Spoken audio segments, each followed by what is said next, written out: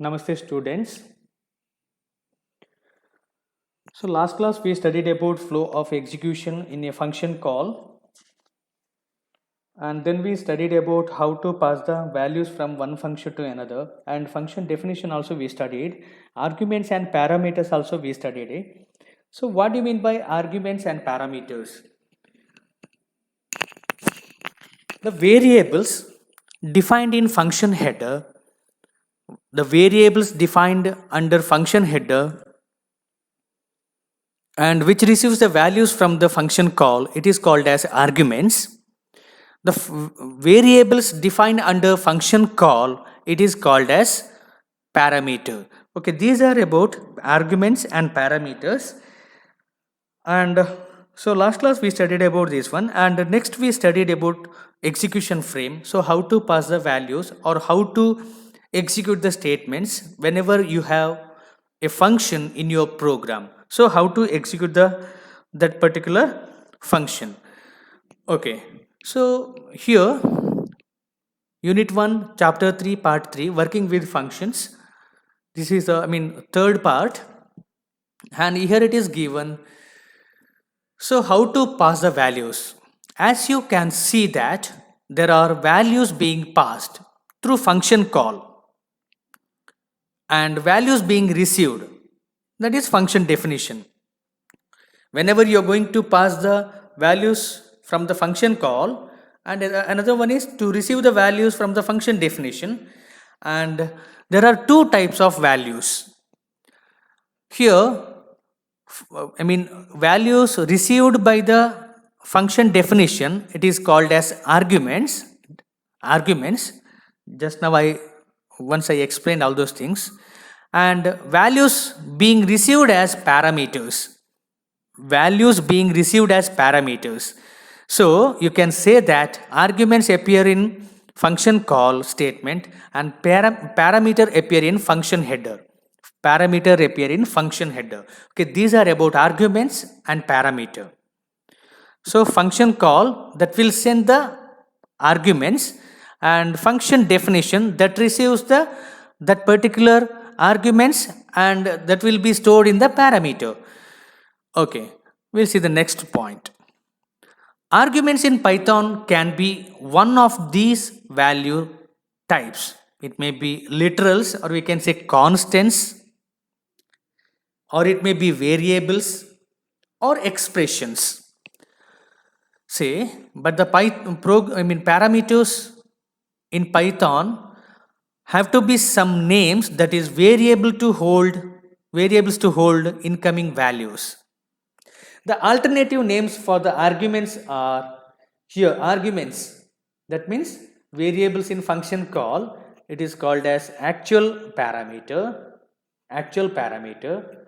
or actual argument, and alternative name for parameter is formal parameter, or we can say formal argument.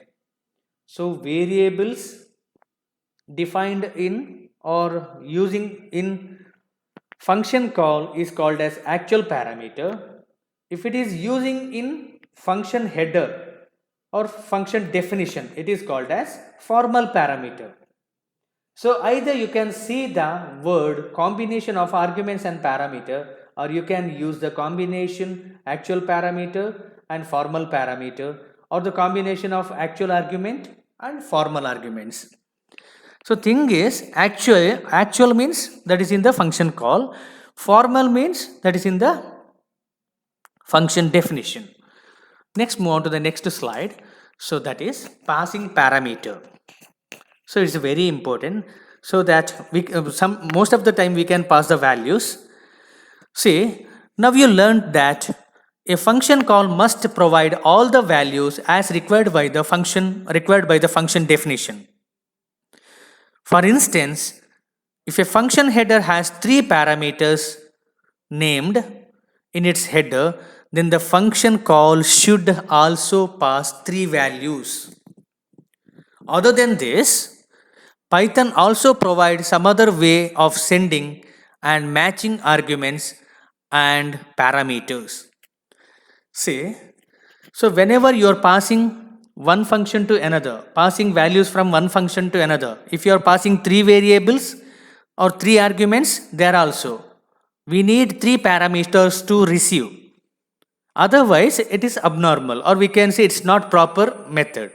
And one more thing is, if you are passing integer data type, means they are also receiving end also variable should be of integer. If you are passing floating point, in there also in receiving end it should be floating point. So number of arguments should be same, data type of arguments should be same. So then only it is possible to pass. See, Python supports 3 types of formal arguments or parameters. See, here first one is positional arguments, or we can say required arguments. Positional arguments or required arguments. Second one, default arguments. Third one is keyword arguments. Just see one by one. So what happens? See, positional arguments, default arguments, and key arguments. Positional arguments means according to the position. Default argument means by default. So what are the arguments having some constant values? Keyword arguments. Let us see what happens. Here, positional or required arguments. Till now you have seen that when you create a function call statement for a given function definition, you need to match the number of arguments with the number of parameters required. Say you are passing 3 variables, but receiving end you may have 2 variables or any number of variables, but it's not equal to 3, then it's not possible to pass. It's not possible to pass. See, check definition, check a comma b comma c. Then possible function calls for this can be check x comma y comma z, check 2 comma x comma y. That means 2 means it's a value. It's not needed to be all time, it should be a variable. So it may be a value, it may be a literal, or it may be some other keyword also we can use. Here check x comma y comma z, check 2 comma x comma y, check 2 comma 5 comma 7. All 3 literals, 2 comma 5 comma 7. Literals means constants. See, in all the above function calls, the number of passed values has matched with the number of received values. Also the values are given position wise, or we can say order wise. The value should be of order wise. The first parameter receives the value of first argument, second parameter receives the value of second arguments, third parameter receives the value of third parameter, like this. The function call 1, a will get value of x, b will get value of y, c will get value of z for check x comma y comma z. For check 2 comma x comma y, so what happens is a will get the value of 2, b gets x, and c gets y. In function call 3 above, a gets value 2, b gets value 5, c gets value 7. Okay, these are about positional or required arguments. So thing is, so total number of arguments must be equal to total number of parameters. Total number of passing values of arguments equal to total number of receiving values of parameters. So like this only we can pass the values from one function to another. It's very important. Next one is default arguments. See, default arguments means whenever you are passing the values, or whenever you are passing the variables from or arguments from one function to another, and some arguments already it should be equal to some constant value. See this. What if we already know the value for a certain parameter? Example, in an interest calculating function, we know that mostly the rate of interest is 10%.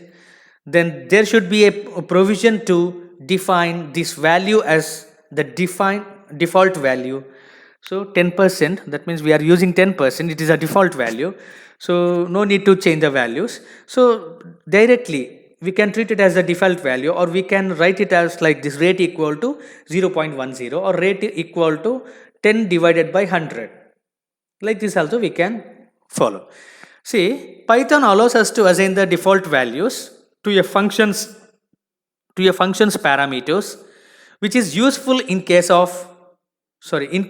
a matching argument is not passed in the function call statement. The default values are specified in the function header of function definition. The default values are specified in the function header of function definition. Following is an example of function header with default values. See, definition: interest, principal amount, principal itself, and time itself, and rate equal to. So actually it's not changing, so it should have some default value. So what we have to do is rate equal to 0.10. Just type like this, and this is default value for parameter rate. If in a function call the value of rate is not provided, Python will fill the missing value for rate only with this value. Okay, these are about default argument. See, non-default arguments cannot follow default arguments. Non-default arguments cannot follow default arguments. Here, default arguments is rate equal to 0.10. Here, value of principal and value of time that may change or vary according to the execution, but rate of interest is same, that is 0.10 or 10%. So non-default arguments cannot follow default argument. So that is the thing. Next, a parameter having default value in the function header is known as default parameter. A parameter having default value in the function header is known as default parameter.